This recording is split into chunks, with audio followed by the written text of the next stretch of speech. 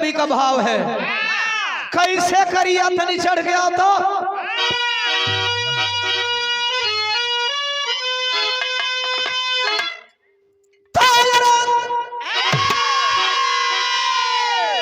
जिगर में था 16 जो फौलाद थे,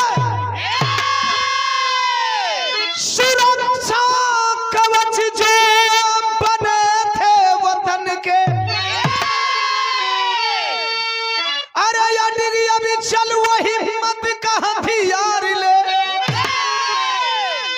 तो निशानी मिटाए थे गोली वगन के। शिलालेख चाहे तोरण द्वार हो, मान सम्मान है उनका करता जमाना। तेरा इतिहास जिनका लहू में डूबा, कोई पंजा मिलाया न रण में दीवाना।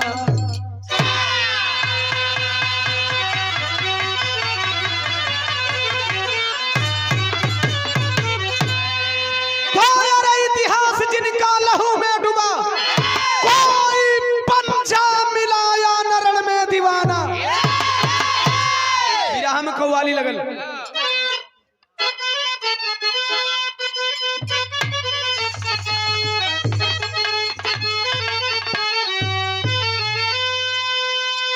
कव्वाली बा कबो कबो पुराण गावे का मन करेला। विजय भाई पुराण आज अगर दिलवर की रुसवाई हमें मंजूर हो जाए, अरे सनम तू पे वफा के मशहूर हो जाए।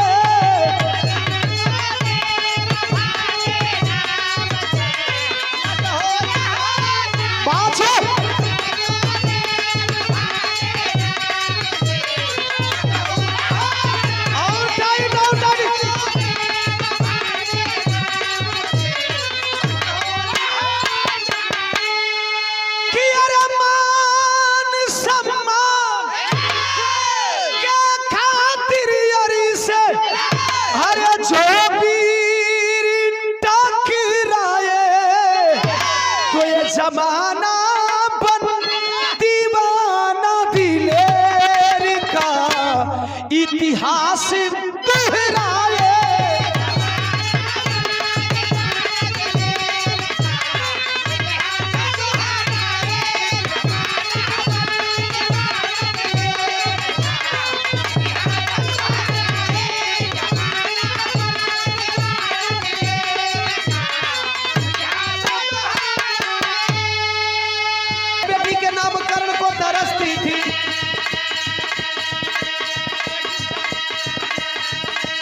रोज ही शांति पति ऊपर बरसती थी, बेटा बेटी के नामकरण को तरसती थी।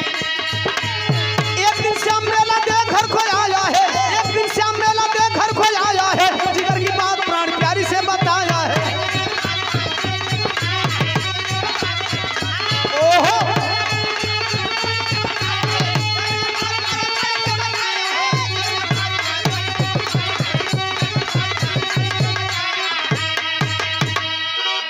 बिरहा की बात समझ लेंगे।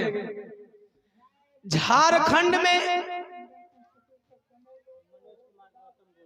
मनोज कुमार गौतम बोरसिया से 100 रुपया देकर के सम्मान किए। भैया के सादर जय भीम नमो बुधाय। उपस्थित जन समूह के कोट कोट सनम। हाँ ले लेंगे, जब अभी रही है बिरहा जब गा लेंगे ना, इत्मीनान से बैठ के खूब 5-10 मिनट आराम से फोटो ले ले जैसे चाहिए वैसे। अब करीब करीब 20-25 मिनट इंतजार करें, जब दीवाना ही तो इतना तो कर ही सकत। चलिए अच्छी बात है, धन्यवाद। गौर करेंगे रांची कभी बिहार झारखंड नहीं हुआ करता था। बिहार बंटने के बाद रांची जिला से राजधानी हो गई। ओजागिर प्रसाद लंगड़पुर गाजीपुर से 100 रुपया। रोड पर हमारा जौना भी ड्राइवर भैया के गाड़ी बा, आप साइड कर ली कोनो गाड़ी के निकले के बाद। सिंगल रोड बा भैया, ड्राइवर भैया जेकर भी गाड़ी हो, निवेदन करत नहीं आप रोड से साइड कर लिया अपन गाड़ी, थोड़ा केरो जगह देके वन साइड कर लीजिएगा। चरणों में प्रणाम। उपस्थित समूह के कोट कोट समूह। वही रांची में एगो जगह बा, जौना जगह का नाम बा काके। वो जगह पर आज रांची का पगल खाना बनल बा। काके का रहे वाला श्याम मुंडा आदिवासी, श्याम मुंडा की धर्म पत्नी शांति देवी, भगवान दूगो औलाद देले बड़न, एगो बेटा एगो बेटी। बेटवा को उम्र 2 साल, बिटिया को उम्र 1 महीना। ए भैया शारदीय नवरात्र में दुर्गा पूजा से एक दिन पहले नवमी के दिन मेला देखे गई श्याम मुंडा रांची में। जब मेलावा देख के घरवा अइलन तो संझिया का दुल्हिया से कहलन कि ए दुल्हन तन लिया तो आज बचवा बचियन का नाम रख दे। देखा बेटवा 2 साल का, बेटिया 1 महीना का, नाम नहीं रख ले। मन दोनों बचवा बचियन का कहलन लिया आज नाम रखी। शांति गुस्सा गई। आज रतिया को हे चला काल रावण मराई, विजयादशमी हो, बड़ा नीक दिन बा, काले दिन नाम रखा जाए। श्याम मुंडा कहल नहीं, यही रतिया का नमवा रखल जरूरी बा। कलस कवना दाम अइलह कि आज रतिया को तोहर साइथ निकल गइल। दुल्हवा दुल्हनिया से बतावे तरल लगत मास्टर।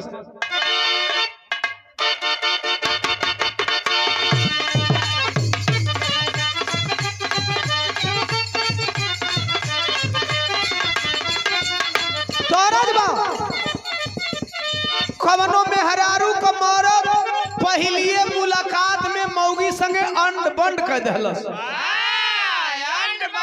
न जनता सब अंड मंड का मतलब ई होता है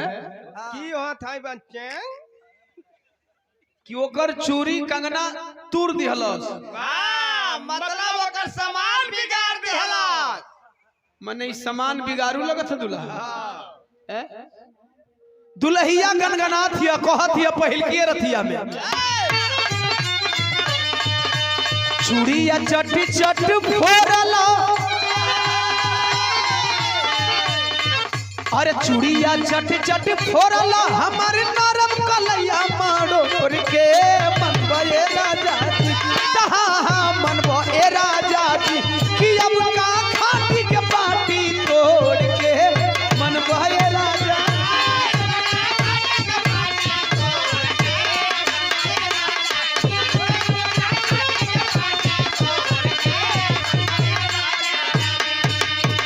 दुल्हवा कहलस नमवा रखले का कारण जान ले, दुल्ही बतावे।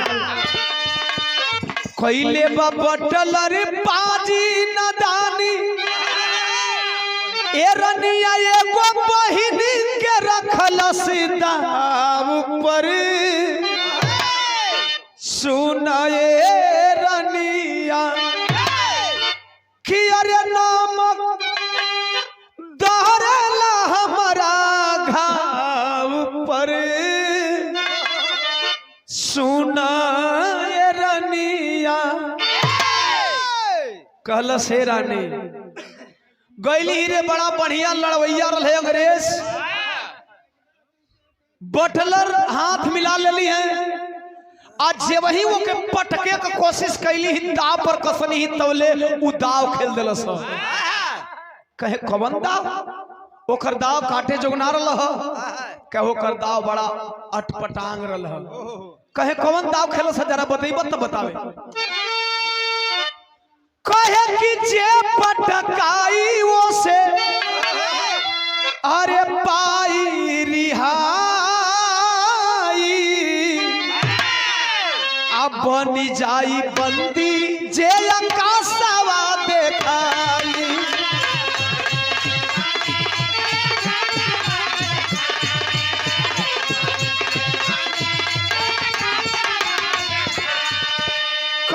दुल्हवा की अरे पगली बहिनिया के दाव पर लगा दिलस। एगो बहिन रही भारत का कहना कहलस किरण यादव, कहलस दावी रखलस अंग्रेज की जे पटक देही उ बंदी बन जाई, आ जे पटका जाई उ अपना गांवे जाई, अपना घरे जाई, लेकिन ओकरा बदला में लड़की की इज्जत पूरे हिंदुस्तानियन के सामने लुटल जाई।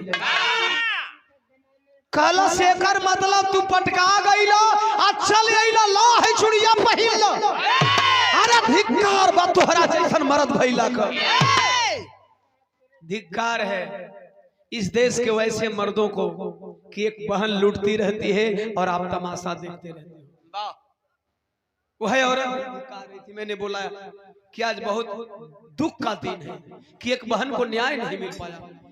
कल धिक्कार बा, यही बने ना तू तमाशाई बन के चलैला कि तुहार बिरादर ना रहियो।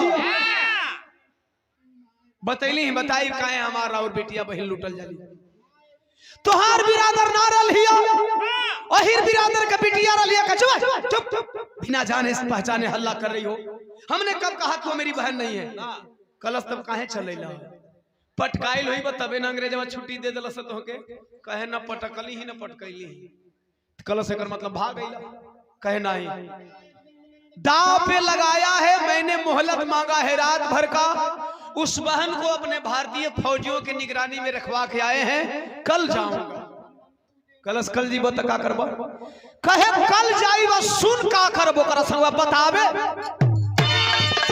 आई न पानी बनब तूफानी वतन के अपना नाम पर, अरे सुन सुन ये रानी, अरे नामक दरेला हमारा घाव पर।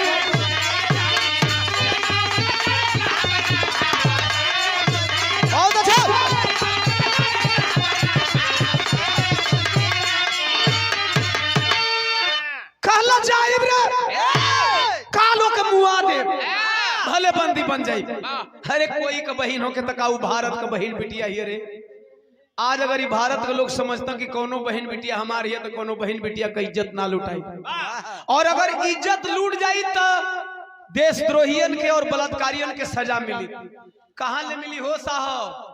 जाति देख देख न्याय मिलता, जाति देख देख बलात्कारियन के फूल का वर्षा होता, जाति देख करके रेपिस्टों का इनकाउंटर होता है, जाति देख करके रेपिस्टों को बरी कर दिया जाता है। क्यों? जातीय भावना है। कह रहा नहीं वो मेरी बहन है, मैं कल बचाने जाऊंगा। ला बच्चों का नाम रखे, दोनों बच्चे अइलन नाम रखे का तैयारी करता, मास्टर के लिए गीत लगता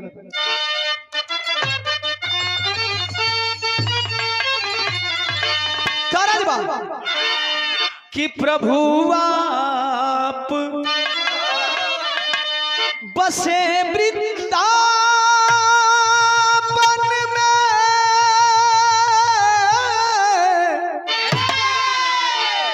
अरे बाहर गीत आजो का लावता। बहुत दिन पहले बोले की गौलस हमारा चोलिया में होता गुदगुदी रे माई। अच्छा बताओ ओकर माई ये कहे खातिर गुदगुदी बरता कोनो लइकन से को छोड़ा दिया से तुरंते। एकरा बाद एगो गीत आइल कोनो मेहरारू को मरद परदेश गेल बा, उ चोकर चोकर बतावत या मोहल्लन करण उहन के की सिग्नल सही कहलस गवना करा के बहरे गइल आ कुल्हिए विपतियै का पार धइल। ए राजा ए तन्हाई के भार पड़ल बसमी पे, बर्फ के पानी रगड़त बानी। पता नहीं कहाँ रगड़त है, हमके नहीं मालूम। राजा है अपनो चीज नहीं चलतो ना, नहीं चलतो है ना। तनी की दारू पिए वाला डीजे में मार करा देता ना, डीजे में बड़ी मार होता, कई को डीजे फुटो जात साहब। वाह कैसे गावत अनुसार कोनो दारू पी के आ गेल, कोनो नूरी पिए लेबा, कोई नो रम पिए लेबा, कोनो कम पिए लेबा, कोनो ज्यादा पिए लेबा, कोनो कम पिए लेबा। हां ना, जोन कम पिए लेबा उ कहता सुन बड़ा बड़ा बिरा होई से हमरा हंसा होई। हां शादी है। बस साइलेंट साइलेंट भाई, साइलेंट साइलेंट। अभी हमारे मित्र लोग साइलेंट रहो। अभी मेरी बारी है, मुझे बोलने दो। तुम लोगों को समझ में नहीं आ जाएगा, मैंने दारू पी रखा। साउंड वाला कला सागिल सन की बोलो भैया, तू आज बजा तो दूजू इंडिकेटर धा देना, साउंड वाला बदल देना गाना, तो दूधू इंडिकेटर डीजे पे बाज रहा है। तो ले दूसर का होता कहता चुप तोरे माई के नहीं बजाने का दूधू इंडिकेटर। कौन बोला तू बजा? आज मेरे यार की शादी। अच्छा धान दिन गाना बजल गई, इतने जल्दी जल्दी गाना। अब मुखड़ो ना पूरा तो बदला, ये कारण रहेला कुल पिया के बाद पहुंचे ना बदलाव। अच्छा वो बजाओ तो आज मेरे यार की शादी है। जितने लोग बढ़िया बढ़िया नाच रहे हैं, आज मेरे यार की शादी, ऐसे ऐसे नाचते हैं लोग। आंखों भोका जी कह लोग। विजय भाई आज मेरे यार की शादी। अच्छा तो तीसर का जो रम पी के एकदम मस्त दो तीन गो टकरौले कहता तो माय के डीजे वाला, तुमको कौन बोला कि आज मेरे यार की शादी है? बिल्कुल गलत गलत। तू गाना बजा, आज मेरे सार की शादी है। डीजे वाला कल साला कूल गाना वाले की नहीं गाला नहीं खे। तू जल्दी निकल देवता तो फिर आ गई दूध इंडिकेटर वाला। कौन कौन गाना बंद करा रे? चल अब दूध इंडिकेटर वाला कूल बरती है, कूल बराती। अच्छा कुछ लोग होश में होते हैं, कुछ लोग बिल्कुल बदहवास होते हैं। जे होश में वो गाना बाजे लगा ठीक ठाक कैसे बता ठीक ठाक। हाँ बाजा था तो अच्छा बज रहा है। अब साउंड वाले बेसी गावे वाला हुआ। अब जौन पी ले तो जाके होता तो दूध इंडिकेटर। अच्छा एक होश हो तो ये दू गो दिखावत अंगुरी, पिछवा वाला एकदम बेहोश हो। ये डीजे का सामने अंगुरी कल है, करा पीछे हो गई।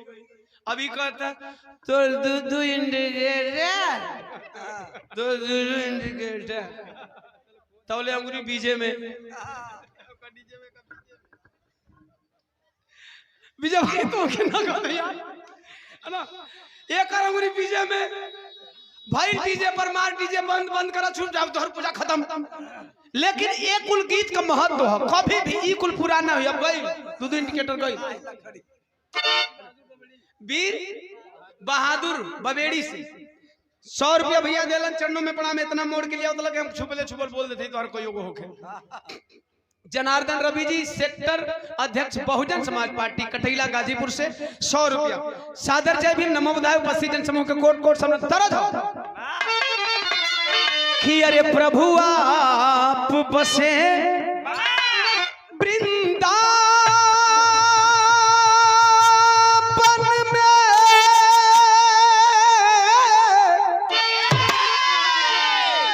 अरे प्रभु आप बसे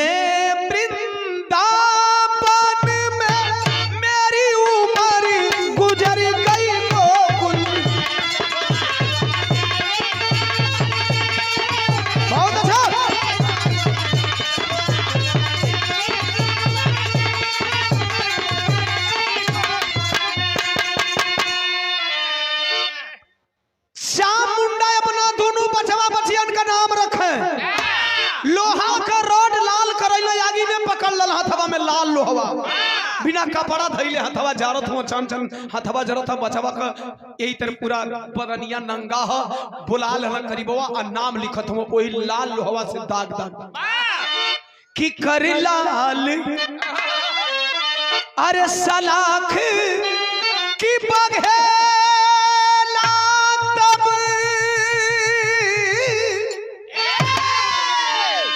अरे कर लाल सलाख कि अरे बघेला तब बेटे का सीना दाग दिया।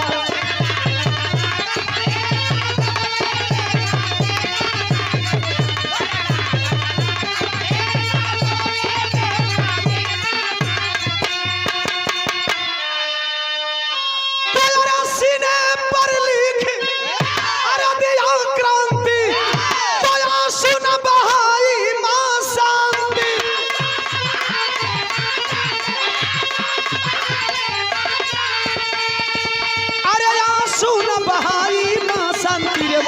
वापस नहीं आऊंगा रानी, वापस नहीं आऊंगा रानी रे बेटा बेटी को त्याग दिया।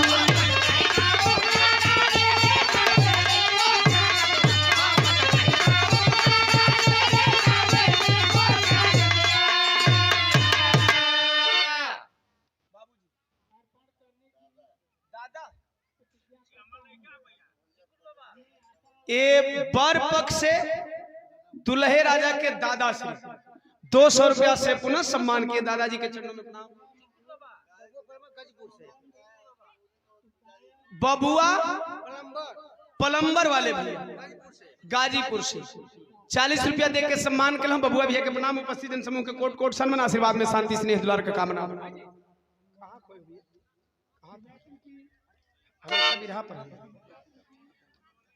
बचवा का नमवा दाग के क्रांति लिखलस और बिटिया 1 महीना कहिया का दूसरा घर का पहुना ही हो। कहलस रानी बिटिया का नाम रेखा रही, जातनी रतिया का अब बिहनवा भइले लड़ब। रतिया का श्याम मुंडा बचवा बचियन का नमवा रख के चलन ह। सबेरवा भइले दुल्हनिया पिठिया पर दोनों बचवा बचियन के बनलस हो। बाबू आप लोग के इलाके में अगर भाटा हुई तो देखो सबेराचे साइड का औरत आवेली मजदूर वर्ग अपने पीठी पर बचवन के बांध लिया ना काम करेली। दोनों बचवन के बांध के चलल है, यही तर भीड़ लगल बा पीछवा बैठल है। जब कुश्ती का टाइम भइल ह मनावत है देवी देवता। हमारा सैया के इतना बोल दे दिया लोग कि हमारा सैया भले बंदी बन जा लेकिन पपिया के पटक दो।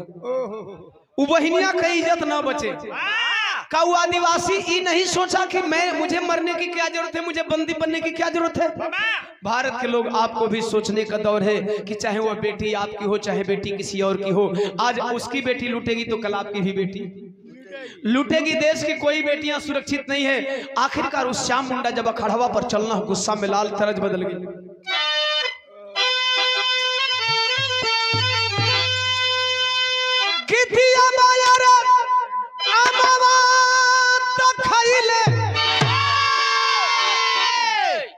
कि कोई लिया खिंच के मारने दागिया लागी रे बैली, कि दागिया लागी रे बैली ना तो हमारी कोरी रे चुनरिया दागिया लागी रे बैली।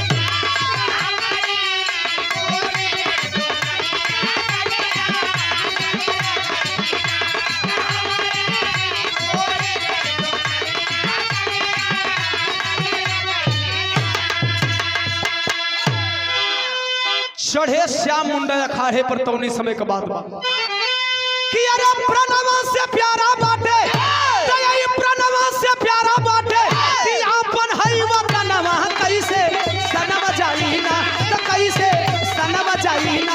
अरे करजा नाहर पहलवानवा कैसे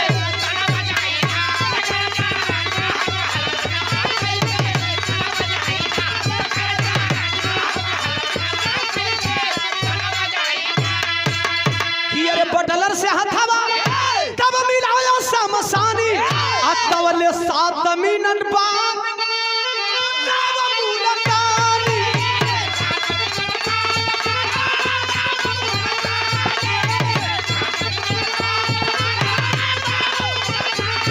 अरे गोरा फिरंगी आके तो गोरा फिरंगी आके कईले बाची तनवर कैसे सनम जाई ना तो कैसे सनम जाई ना। अरे कईले बंदी बेली मनवा कैसे सनम।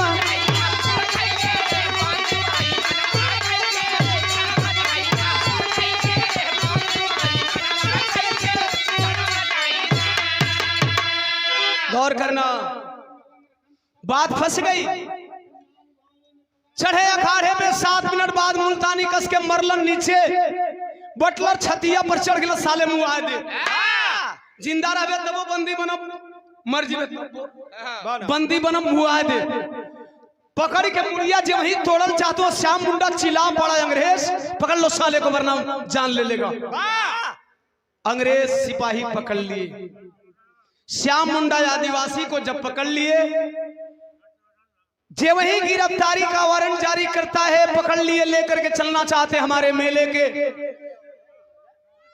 गरम दल के क्रांतिकारी जवान बगावत पे उतर गए। भाई रे जब बगावत पर उतर गए वही मेलवा में मार काट चालू हो गई। और जब मार काट चालू भइल हो भैया तो लड़े वाला लड़त रहा लेकिन भागे वाला चूंकि अगर जब बदमाश बदमाशी करे ना बदमाशी करे अगर पूरा समाज एक बार मिल के लड़ जाए तो बदमाश का बदमाशी फ्लॉप। साहब भागे लोग भगदड़ में लागल झटका और माई शांति का बांधल बचवा बचिया फेंकाए गेल मेलावा में।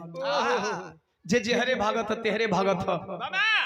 जब मेला का भीड़ शांत भइल उ बुढ़िया माई देखत है ओकर बचवा बचिया कहीं नहीं मिलल। लेकिन उ बचवा बचिया गइलन कहां हो? बेटा क्रांति लग गया उस अंग्रेज बटलर के हाथ। अंग्रेज बटलर के हाथ हुआ लड़का लग गया जिसके सीने पे क्रांति लिखा था। अंग्रेज देखा कहा इसका नाम रखना चाहता तब तक से सीने पे क्रांति लिखा कहा ओ माय गॉड इसके सीने पे तो ऑलरेडी नाम लिखा हुआ है, चलो इसका नाम मैं क्रांति रखता है। क्रांति का नाम क्रांति है लेकिन जौन बचिया का नमो रेखा है वह किसके हाथ लगी? वह हाथ लगती है एक मुसलमान क्रांतिकारी मुसलमान हसरत अली के हाथ। जब मुसलमान हसरत अली के हाथों लगी है एक महीना का बिटिया ही ओकर कोनो नाम नहीं हो अपने कौम के मुताबिक उस बच्ची का नाम ही ना रखे। जाति धर्म के नाम पे बांटने वालों बताओ उस लड़की का कौन सा धर्म होना चाहिए, कौन सी जाति होनी चाहिए? एक आदिवासी की बिटिया मुसलमान के घर जाकर के मुसलमान हो जाती है, यही जाति है, यही जाति है। खैर इसमें विशेष चर्चा नहीं करूंगा, विराह की बात थोड़ा डाइवर्ट हो जाएगी। दोनों बच्चे और बच्चियों का रास्ता अलग हो गया। बच्ची क्रांतिकारी बनने लगी और बेटवा देश का गद्दार बनने लगा। समय गुजरा जब समय गुजरा है करीब 18 साल का टाइम बीतल बा। जब 18 साल का टाइम बीतल तो कवि जी बिरहा की शैली में भाव लिखा कम लग रहा है।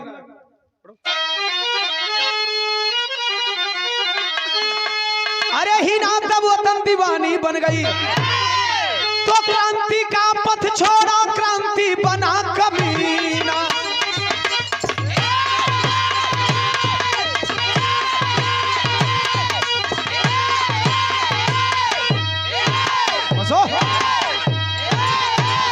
अरे रहे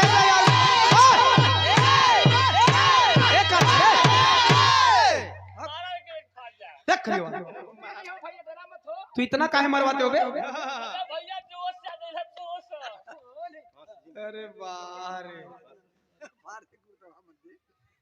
तू ऐसा जगह पर मारा था अगर हाथ भी छिल फिर मेहरारू ला कर रहबो ना कर तोरे जोश आवत सच्चो। हमारी पार्टी में जेकर जोश आवत उ लेके हथियार हमारे बॉर्डर पर जा बा तोहार हथियार जे काम ना करी बेइज्जती करी मर्दे काम करी ना काहे नहीं काम करी ना करी एक नाली है। ये बात है। अरे बौरा कहीं कहीं एक नलिये से दुनलिया का आविष्कार हुआ है। काम कर दई ए अजमा के दे देखो चला पकड़ा पहलवान। अच्छा ये मंगल यादव पकड़ी है ये इतना मजबूत हुआ। पहलवान न हुआ पहलवान हुआ। अच्छा ये हथियार पकड़ी है तू का करबो भैया? हम इनका पीछे गोली भरब। कौन गोली ले हो तू? वे बुलेटवा डाला मुंह में। गौर करेंगे। अरे बुढ़िया शांति दर दर भटके ये बाबू घूम घूम के खोजेला अरे मिलना पाए कली सुमन तब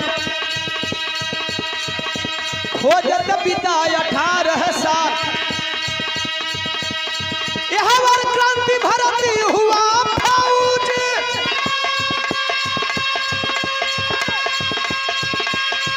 अरे क्रांति भरती हुआ फौज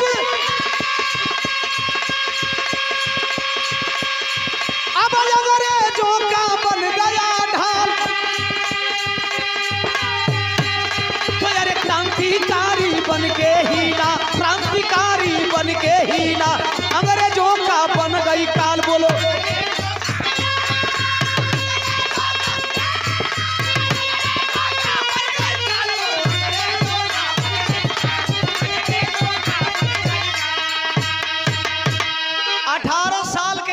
परिवर्तन देखे बेटवा और बिटिया का रास्ता अलग। माई बुढ़िया 18 साल तक रोज सलिया में एक बार जाए कि मेलवा में पता करे कोई तो हमारा बचवा बच्चियन का पता बता दे। 18 साल गुजार गई, विजयादशमी का इंतजार करत करत बचवा बच्चिया नहीं मिलन, हार गई। पति बंदी है, बेटा और बेटी का पता नहीं है। यह रांची अब मुझे रास नहीं आ रहा है। रांची शहर छोड़लस, पहुंच गई हटिया में। पहाड़ी के नीचे वो झोपड़ी लगा के कलश की देशभक्ति गीत गा के पूरी जिंदगी काट दे। अब हमार बचवा बच्चिया ना मिली। अचानक एक दिन देशभक्ति गीत गा रही थी उस झोपड़ी में वो बुढ़िया माँ। तब तक से हुआ क्या मास्टर, बिरहा में तरज बदल गई।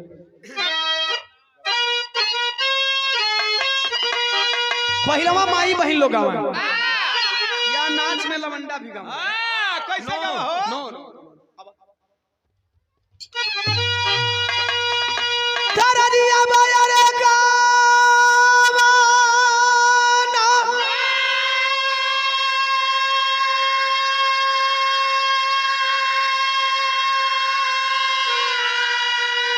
कि अरे तगवना करवला पियावा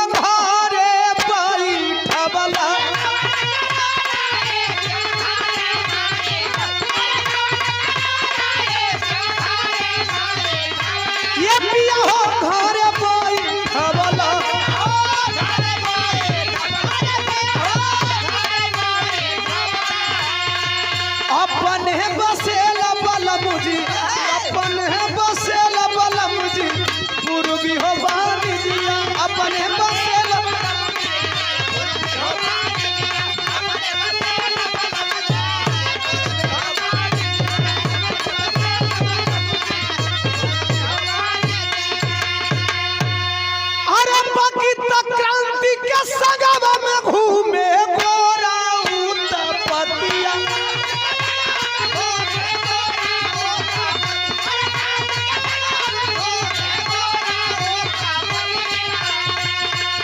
अब शांति मातारिया के पाई के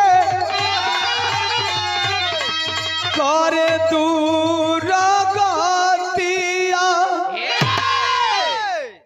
मिल गई माँ बेटे को। पहुंचा है झोपड़िया का समहनवा। 5 अंग्रेजी सिपाही के साथ शांति झोपड़िया में से क्रांति अपना माई शांति के बरवा पकड़ के झोपड़िया से बाहर खींच डाला। नहीं जान रहा है कि ये मेरी माँ है। माँ को भी पता नहीं है कि जो मुझे खींच रहा है मेरा बेटा है। कोड़ा बरसाने लगा। जब 10-20 कोड़ा मरलस हो बबू बुढ़ाई का शरीर, माई पानी मांगे लग, कहलस बेटा प्यास लगी है, 2 घुट पानी पिला दे, इसके बाद कोड़ा बरसा। कलश बुढ़िया 2 घुट पानी की बात बंद कर, तुम्हें 56 प्रकार का भोग लगवा दूंगा, सिर्फ एक बार जिस जुबान से तू देशभक्ति गीत गा रही है इसी जुबान से मेरे साहब बटलर की जय जयकार कर दे। बाबा कलश लड़के खबरदार, अगर दोबारा बटलर का नाम अपने जुबान पे लाया तो जुबान खींच करके हलक से बाहर कर दूंगी। कलश हो मेरे साहब के नाम से तुम्हें इतनी एलर्जी है? कलश तो साहब दोगला है, वैसा दोगला के नाम से हमें बहुत एलर्जी। बाबा कह मतलब कलश ना चाहिए तोर खाना, तू खाना अपन पानी अपने मुंह में डाल। कितना कोड़ा मार, कितना मारोगे? नहीं लूंगी तेरा साहब का नाम। होगा तुम्हारा साहब तुम्हारी नजरों में साहब, मेरे नजरों में तो सिर्फ दोगला है। नहीं लेना नाम। गुस्सा में लाल लगा कोड़ा बरसाने। जब कोड़ा बरसावे लगल हो बाबू, वो माई बुढ़िया बेहोश हो गई। बेहोश माई के बेटवा मारत हो, कोड़वा पर कोड़वा बरसावत है, माई बेहोश या तक नहीं करत हिया। तब तक से दूसरी ओरिया से एगो और घटना घटल।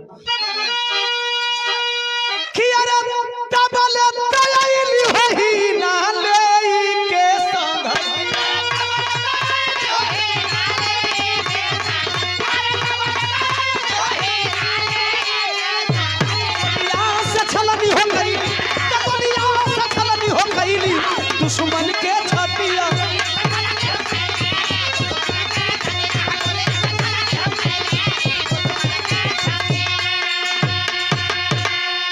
एक तरफ बेटा मार रहा है माँ को, दूसरी तरफ हीना। याद है ना बचपन का रेखा और बड़ी होने के बाद हीना। अपने माता पिता का नाम रखा हुआ रेखा है और मुसलमानी कौम के मुताबिक हीना हीना आई है अपने साथियों के साथ क्रांतिकारी टोली सजा करके लाल टोपी वालों को देख करके आसमानी फायर मरती है। मुठभेड़ हो गई। जब मुठभेड़ भई तब 5 सिपाहियों के हीना का टोली मरले बा। क्रांति अपना जान बचा करके भागने में कामयाब हो गया। दौड़ करके जाती है हीना वो बुढ़िया माई के पास। बेहोश माँ को पानी का छींटा मार करके होश में लाती है। माई तू अपन धर्म का बिटिया मान ले, जब तो कैसा पापी सतैया ना यही बगलिया में रहीला हम के आवाज लगे है आके बचा ले। बेटवा मार के निकल गए और बिटिया बचा के निकल गए। माई के पते ना के हमार बचाओ बच्चे हमरा आमने सामने से गुजर गए। खैर छोड़े, बुढ़िया माई के मार के वह क्रांति पहुंचा है बटलर के बंगले पे। कहा साहब साहब आपको पता है आप क्या कर रहे हैं? सो करके आराम फरमा रहे हैं। हटिया पहाड़ी के बगल में क्रांतिकारियों की फौज खड़ी हो रही है। जिस दिन वो जग गए आपकी सेना कम पड़ जाएगी, इसलिए बेहतर है कि आप हमें कुछ सब सिपाहियों को भेज दीजिए। कहा कितने सिपाही चाहिए? कितने थे वो? करीब करीब 12-13 की संख्या में लोग रहे होंगे। 60-70 सिपाही दे दीजिए। 60-70 सिपाही लेकर के दूसरे दिन तैयारी करके चला है। जब तैयारी करके चला मास्टर साहब तब बिरहा का आखिरी तर्ज लगा।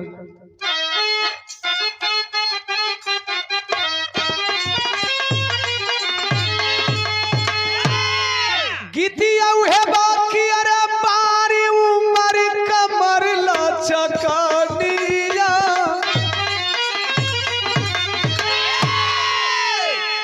तेरा छोड़ दे यार। बिरहा पर तनी और दम लगा के चढ़ गया बता। अरे बाकी तय कदिन पाना के योजना क्रांति। अरे तय कदिन पाना के योजना क्रांति दूरा चरिया हो सधी के घेरल बाटे पहाड़िया।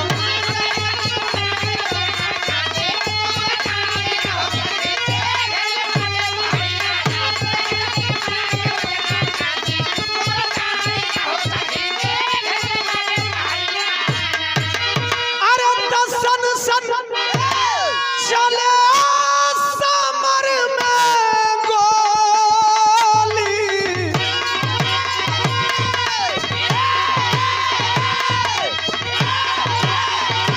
सन सन चले समर में गोली, ही न खेले खून की होली।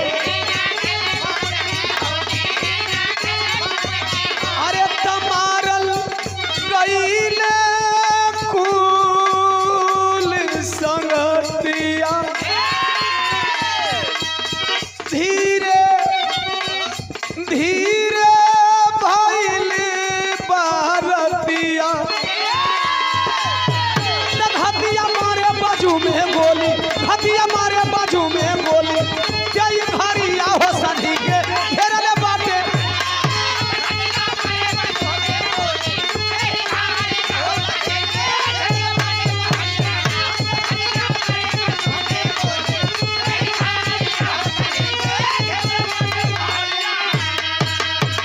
साहब हो घेरवा करके पहाड़ी तर तर तर तर गोली बरसाने लगा। बारी बारी से हीना के सभी साथियों को वह क्रांति हीना का भाई मौत की नींद सुला दिया। शाम का पहरा हो, पहाड़ी घेरवोले हो। पहाड़ी की झाड़ी जब खड़खड़ाई है तो पूरे साथियों के साथ एक ही दिशा में गोली झोंकवा दिया। एक गोली क्रांति की लगी बहन हीना के बाजू में। हीना अरराय को वही पहाड़िया में गिर गई और गिरते गिरते एक आवाज लगाती है, हाय माई। जब हाय माई का आवाज लगोलस क्रांति एक लड़की की चीख को जब सुना है कलश बस बस चलो, मैं जो करने आया था हो गया। मुझे किसी से ज्यादा लेना देना नहीं है। हमारे 5 साथियों को यही लड़की मारी थी, अब वापस चलो। एक जेहन में एक बात आती है कि जौना माई के बचौले रही तो माई यही पहाड़वे में रह लेना।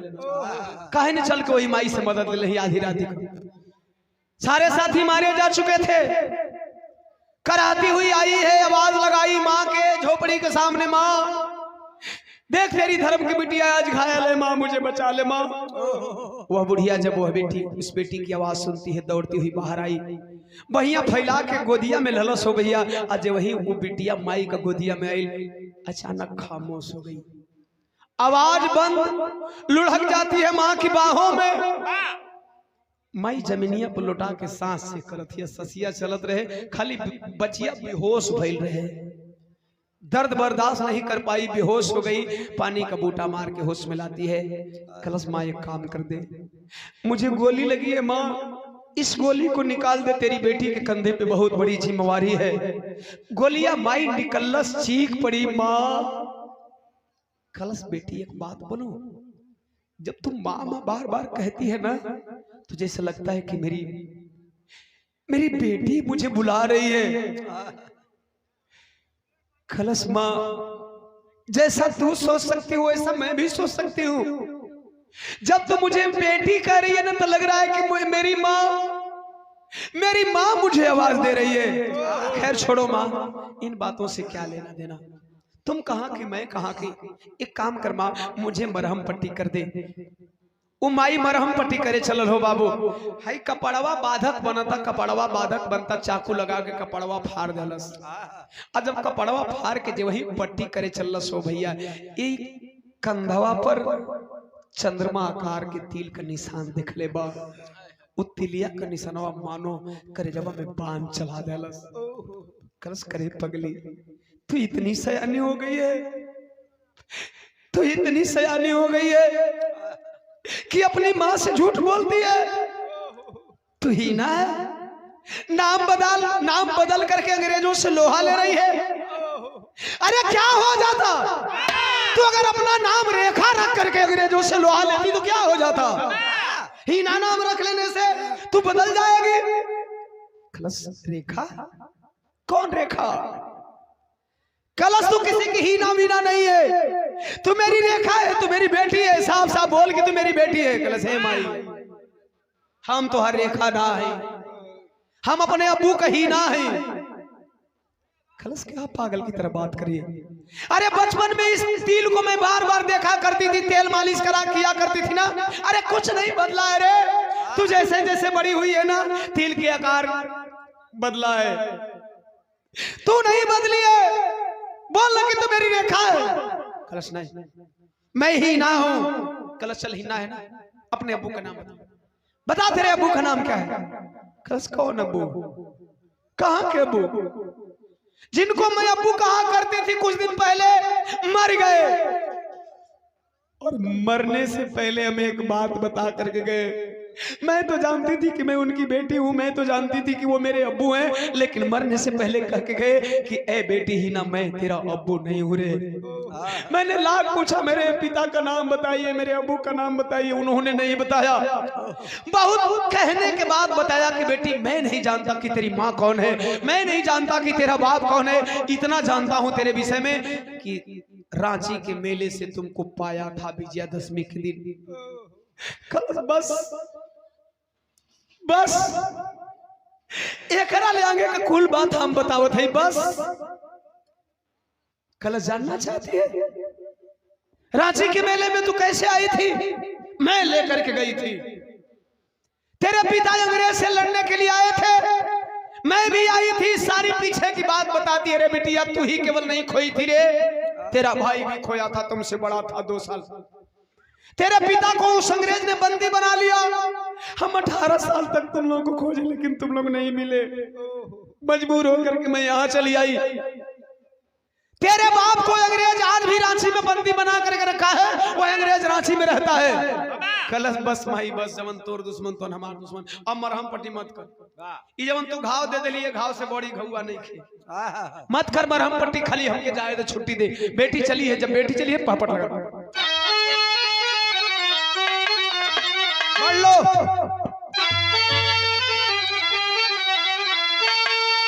अरे बची न बटलर पापी नीची कमीना ही ना कर जलवा। अरे तो हो त बिहाने छलनी कई दम सीना ही ना कर जलवा।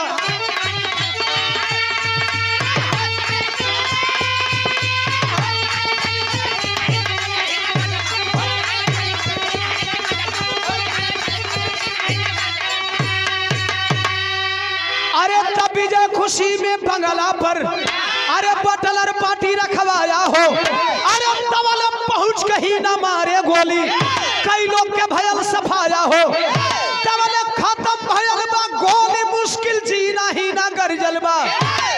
ए भैया जकड़ लिया घेरावा के क्रांति, अरे सीना ही ना गरजल बा। भैया हो तर तर तर तर गोली बरसाने लगी। अंग्रेज अपने बंगले पे नशा में धूत है, जश्न मना रहा है, पार्टियां चल रही है, तर तर तर तर गोली बरसाने लगी। मारे तो अरलाए के अंग्रेज भागा, तब लोग गोलियां खत्म हो गई, निकलस बगल से तलवार खच खच खच खच गर्दनिया काटती हो बाबू। पंचो एक बात खुटा गठिया लीजिएगा, जे हारेला से अपने से हारेला, बाकी कोई हरा वाला के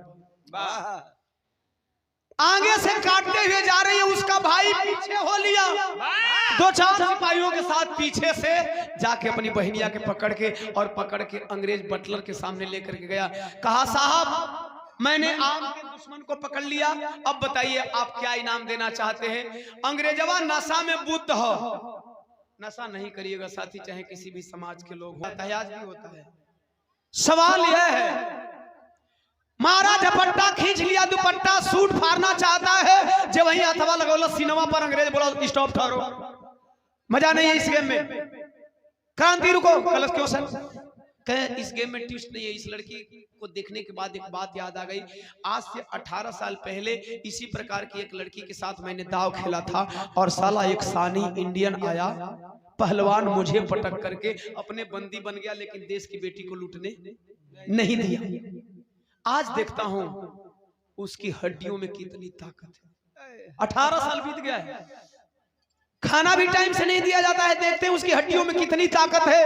ये लड़की दाव पे रहेगी, दाव खेलने वाला तुम रहोगे और दाव खेलने वाला वो बूढ़ा पहलवान रहेगा। सामने लाता हूं, ही ना सोचत है वो बूढ़ा पहलवान कोई और नहीं हो सकता, वो बूढ़ा पहलवान हमारा बाबू जी हो सकता। कम से कम देख तले कि हमारे बाबू कैसन रहना, जब अंग्रेज के यहाँ अपन घुटना टाइट नाइट।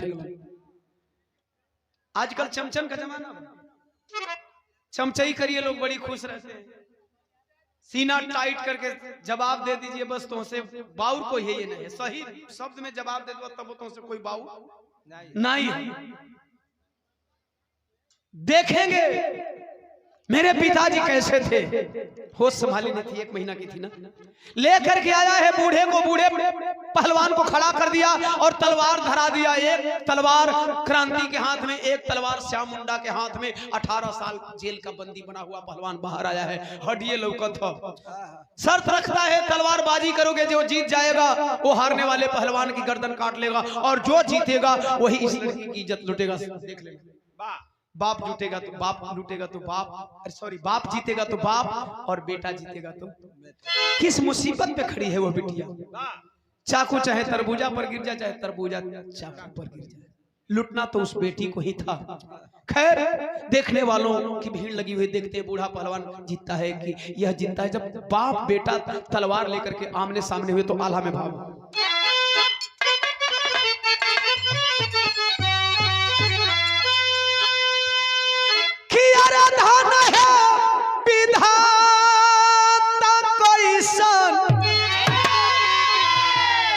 अरे खेला जिंदगी के कि बाप ऊपर बेटावा तब चलावे तालावा।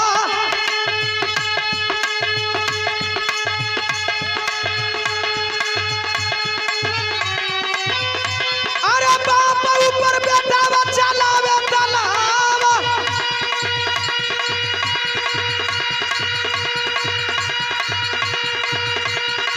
खुनवा के प्यासा नाचे नंगी तलवारी, अरे खुनवा के प्यासा नाचे नंगी तलवारी। अरे सोचे क्रांति ले ही गारा दानवा उठा, अरे तबले से मारा छूटा क्रांति तलवारी।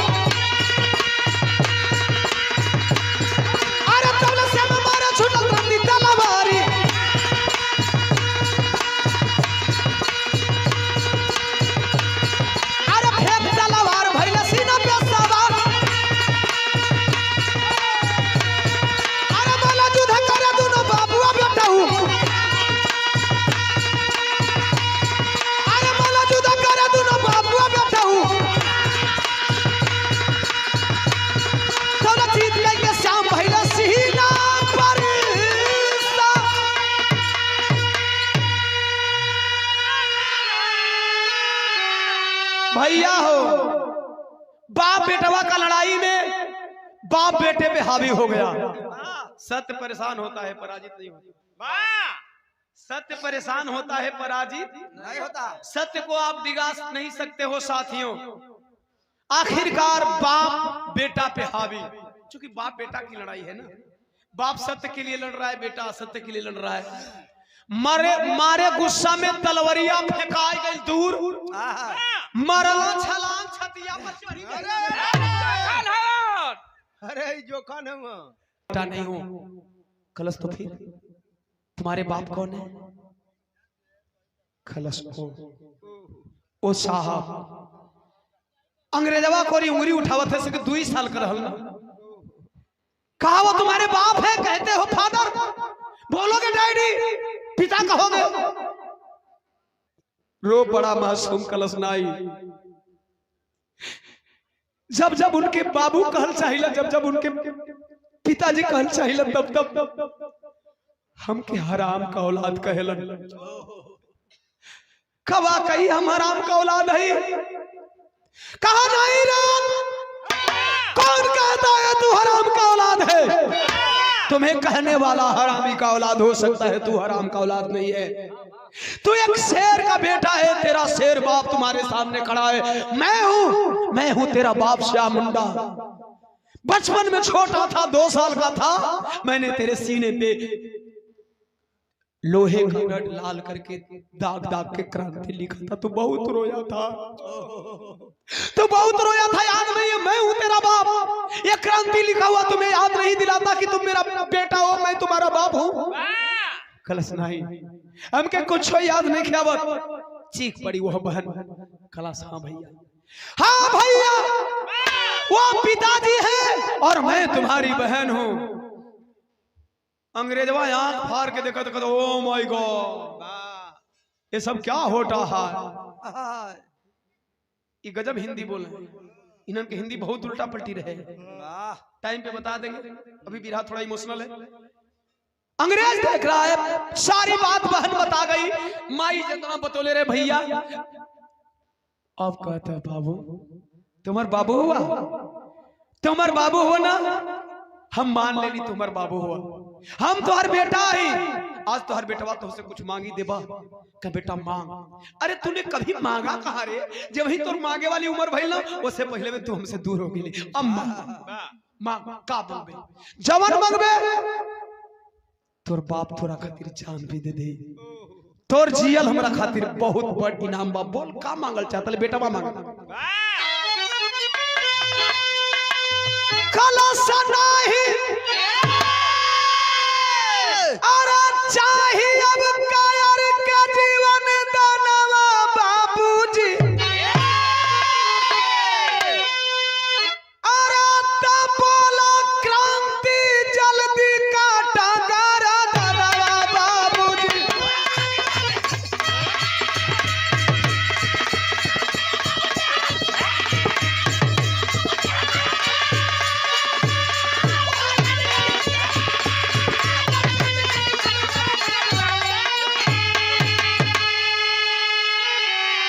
बाबू कहला काहे रे? हमें अपन जान देवे खातिर कहते हैं, तोर जान लेवे खातिर नहीं कहते हैं। कलश बाबू हमरे जान लेहल जरूरी है। कहा क्यों? कलश सुन, हारल रहता बाबू जाइत देशवा कपनिया। आई भैया कहा थे लुटी जाती बहिनिया।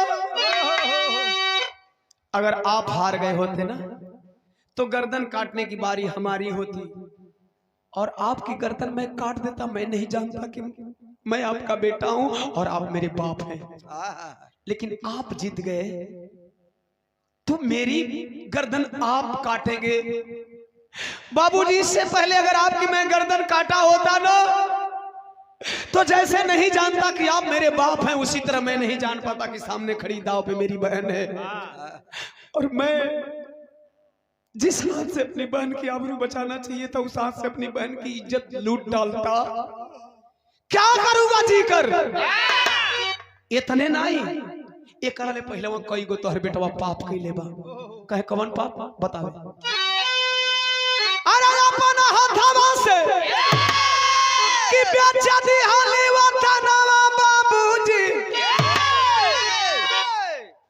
अच्छा बड़े भैया कुछ तो जान के पाप कर, कुछ अनजान में पाप करो तुम, कुछ साला हमारो समाज में कद को दोगला। गौर करेंगे। सवाल यह है, बेटा बार बार कह रहा है कि पिताजी मैंने गलत किया, मैंने गलत किया, मैंने अपने देश की बहु बेटियों को इस अंग्रेज के हाथों बेचा। तू कितना में बिका है दोगला?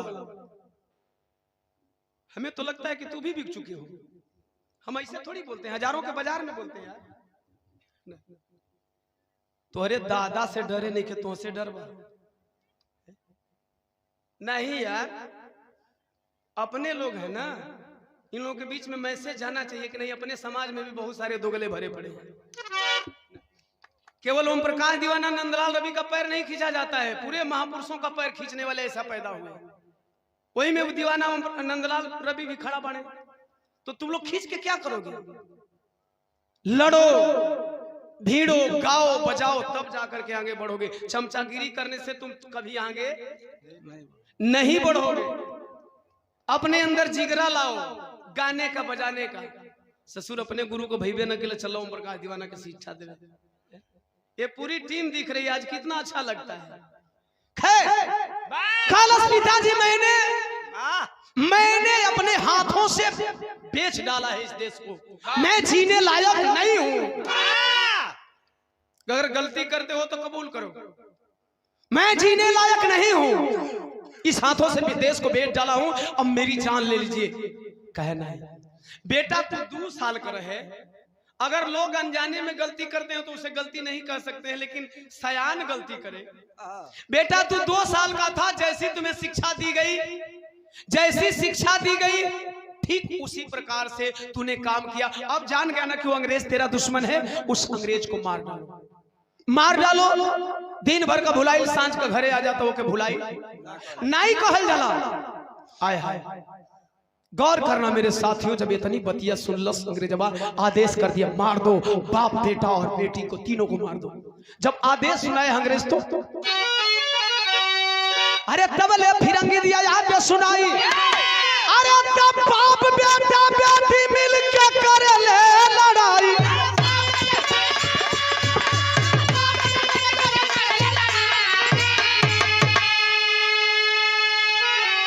अरे तब बापी बटलर के कई दी हाला बाधनवा बाबूजी। अरे तब बोला क्रांति जल्दी काटा गर्दनवा बाबू।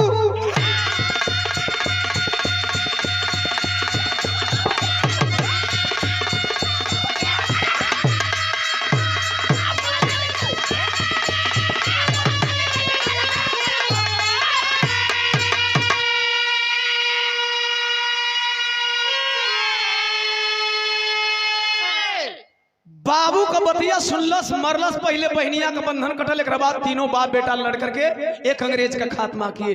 इस तरह से एक दुराचारी का खात्मा करके अपने राज्य को आजाद कराए। साथियों उसी मुंडा परिवार से एक क्रांतिकारी का और नाम बताना चाहूंगा, जिन्हें लोग भगवान के रूप में मानते हैं झारखंड में, भगवान बिरसा मुंडा। ऐसा रहा मेरे क्रांतिकारियों का सफर, ऐसा रहा मेरे देश के वफादारों का सफर। तो एक बाप ने एक देश की बेटी की आबरू बचाया था, तो अपने बेटी की आबरू बचाने में सक्षम हो गया। अगर वह जाने होते कि यादव की बेटी है, वह जाने होते कि मैं श्याम मुंडा हूं, आदिवासी हूं, तो फिर वह बेटी नहीं बचती।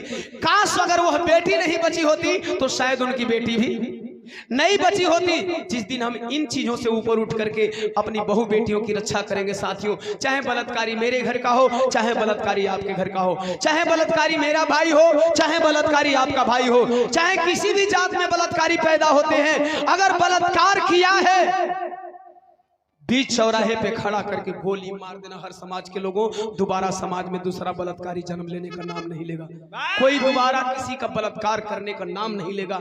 सवाल यह है कि हम जाति में उलझ जाते हैं, सवाल यह है कि हम वर्ण व्यवस्था में उलझ जाते हैं और बलात्कारियों की वाहवाह होती है, वाहवाह होती है, कहीं पुष्पहार चढ़ता है, कहीं इनकाउंटर होता है, किसी को रिहा कर दिया जाता है। आप सब एक होकर के जब बलात्कारियों को सजा दोगे तब जाके हमारी बहू बेटियां अंग्रेजों के जमाने की तरफ बच जाएंगी, वरना गोरे अंग्रेज चले गए, काले अंग्रेज तो देश में रोज घूम रहे हैं।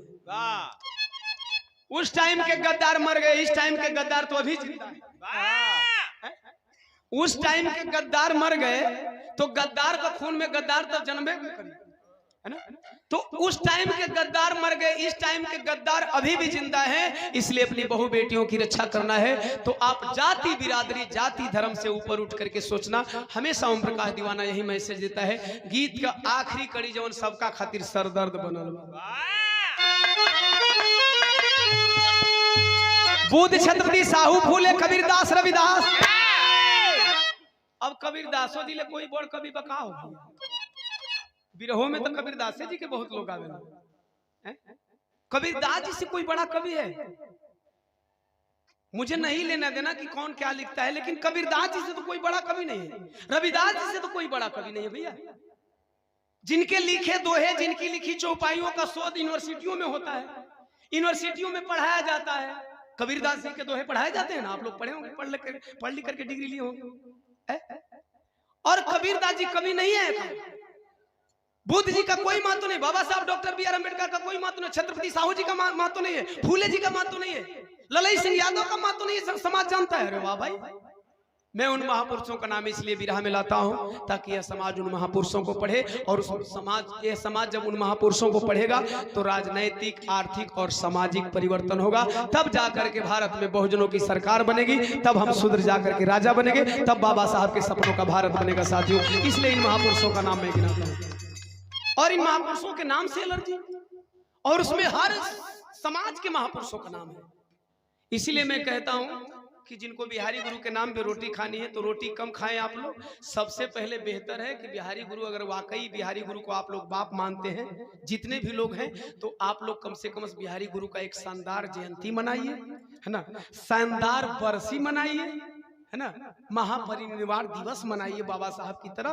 तब जाकर के उनकी आत्मा को शांति मिलेगी, उनका नाम होगा। उसमें ओम प्रकाश दीवाना भी 2-4-10 रुपया जो भी होगा चंदा दे देगा, क्योंकि वो बिरहा, हाँ, बिरहा के फुलवारी के एक बहुत बड़े पुरोधा थे।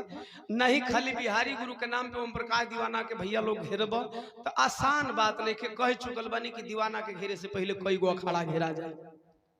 दीवाना के घेरे से पहले कोई गो अखाड़ा घेरा जी, एक बाद दीवाना तब घेरे। यहाँ गीत की आखिरी कड़ी में यही संदेश दोबारा मैं दूंगा।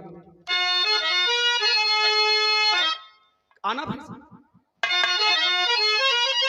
बुद्ध छत्रपति साहू फूले कबीरदास रविदास, बाबा साहब ललई यादव। ललई यादव, बहुत लोग तो ललई यादव का नाम भी नहीं जानते, जानने की जरूरत है, इसीलिए मैं बार बार कहता हूँ। संविधान बहावे आस, अरे हिना जब वतन दीवानी बन गई, सुरेंद्र